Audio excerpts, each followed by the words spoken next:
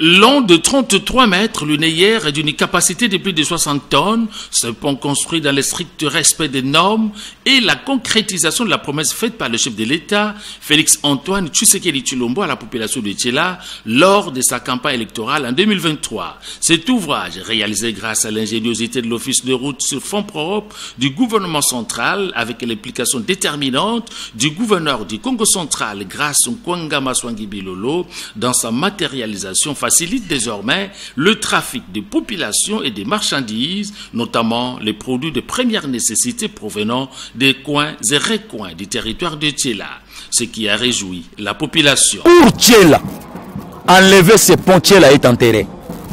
Même Matadi va souffrir, Mwanda Boma va souffrir, parce que tous les produits venant de nos frontières, il y a plus ou moins 10 frontières de ce côté.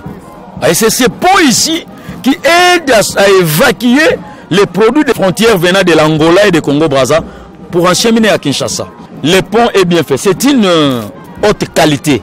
C'est un travail de qualité. Au nom du chef de l'exécutif provincial du Congo central et ministre provincial des ITPR, Jacques Kondé-Mombo, après avoir invité la population à en faire bon usage, a circonscrit l'événement. Il fait qu'aujourd'hui, ce pont va être utilisé par la population de Tchela, qui a longtemps souffert, qui a longtemps été en difficulté pour la traversée de marchandises d'un côté à l'autre.